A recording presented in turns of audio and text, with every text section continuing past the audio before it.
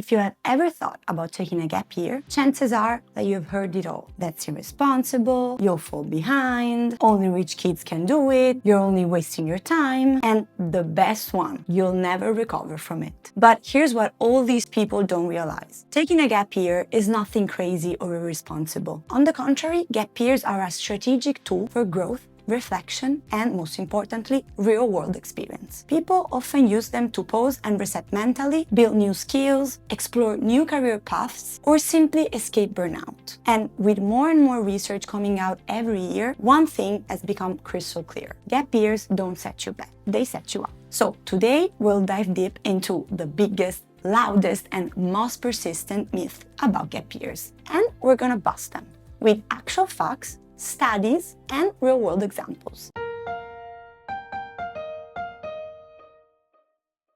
Ciao a tutti and welcome back to the Italian for a While channel, your go-to destination for all things Italy. If you haven't done it yet, don't forget to subscribe to our channel for more tips and tricks on how to make the most out of your experience in Italy. And now, let's go back to today's topic, gap year myths. So, as we've seen at the beginning, and as I am sure you already know, there's a ton of nonsense around taking a gap year. And that's exactly why we thought that this video was necessary, to blow all these myths into pieces. In particular, today we'll debunk 7 of the most common gap year myths. Let's start, shall we? Let's start right away with myth number 1. A gap year has to last a full year. Of course, most people believe this just because of the name, gap year. But the truth is, of course, that there's no rule book on how long a gap experience or gap period should last. Here's the reality. Your gap break can be 2 months, 6 months, 14 months. Whatever works for your life in that moment is the right duration for you. For example, we at Italian for a While often do not call them gap year, but rather gap experiences, because our programs go from 2 weeks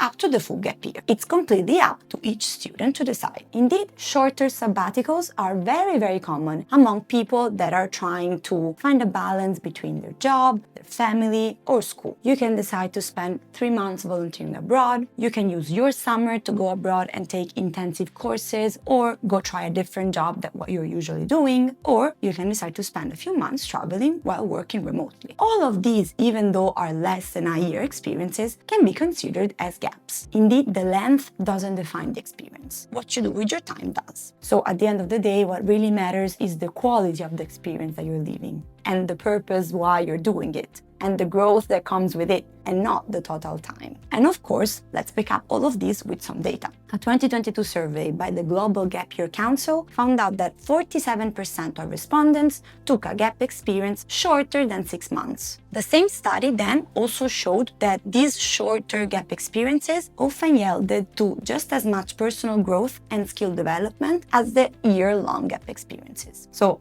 in this case, we can really say that sometimes less is more, and that sometimes a year is just branding. Now, let's move to gap year myth number 2, which is gap years are only for 18-year-olds. Spoiler, adults take gap years all the time. We are full of 30, 40, 50 plus students here at Italian for a While.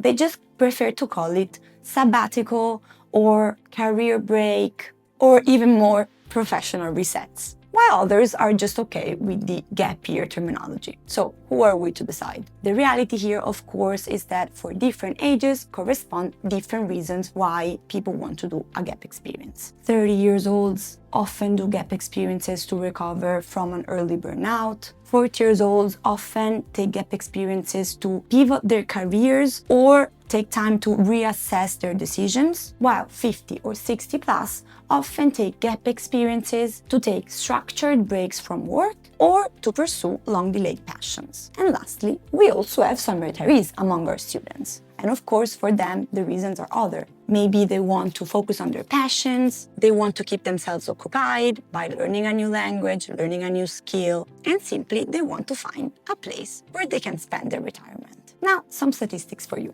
35% of the students taking a gap year every year are over the age of 24. And this number grows each year as, of course, work-life balance is becoming a priority. So, as you can see, it is pretty easy to conclude that a gap year is not a teenager adventure. It's a human one. Now, let's move on to gap year myth number 3, which is a gap year is just a vacation. This is the myth that a lot of people rely on when they don't actually understand how purposeful and structured a gap year can be, if, of course, prepared in advance. Sure, you might use some of the time that you have at your disposal to just travel and rest. And honestly, that's valid. But of course, most gap years contain planned experiences that have the main goal of building real-life skills. A gap year indeed can often include volunteering with no profits, internship or job shadowing, freelancing or remote work, taking courses or learning a new language, cultural immersion, personal projects like writing, filmmaking, or entrepreneurship. And of course, this list could go on. You want some data? The Gap Year Association 2020's National Alumni Survey found out that 93% of participants stated that their gap experience helped them build skills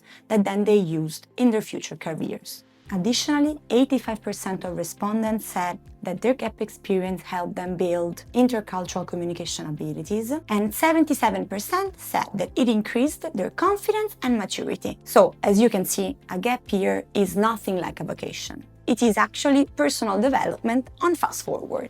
Moving on to gap year number 4. People who take gap years lack direction. Of course, what people should understand is that the opposite is more often true. Gap years are indeed often a sign of more direction and not less. They show that you are thoughtful and actually have the courage to step back, pause, and ask the big questions in your life. It really takes self-awareness to be ready to pause and ask. Gap years often give you the time that, of course, you would often lack to just put ourselves in the uncomfortable situation of asking ourselves questions like, what do I actually want for my life? What career really excites me? Have I taken the right career path? What lifestyle do I want to build? What do I need before taking the next step?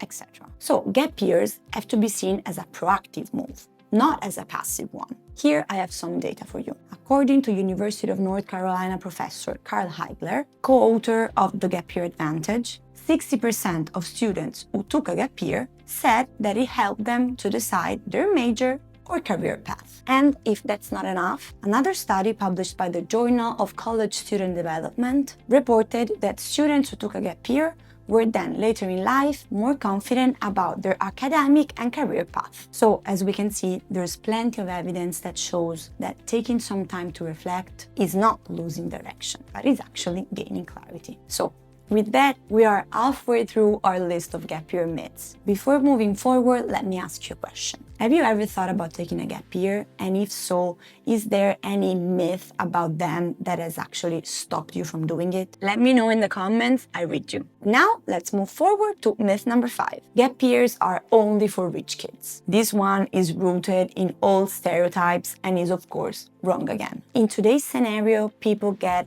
budget-friendly, affordable, and even income-generating gap experiences. A gap year doesn't automatically mean expensive programs, luxury travel across Europe, or endless spending. Of course, there are high-end options out there, but they are far from being the only path available. Many people actually decide to take low-cost approaches, such as, for example, first, you can stay local and still have a meaningful gap experience. Second, you can decide to work part-time or as a freelancer during your gap experience to finance it. Third, a lot of skill-building experiences cost almost nothing. Fourth, some programs offer, of course, scholarships or work exchange options that you can take advantage of. And fifth, instead of applying to a specific program, you can also design your own gap year with low-cost alternatives. Another thing that a lot of our students at Italian4a actually do is that they decide that they want to do a gap experience.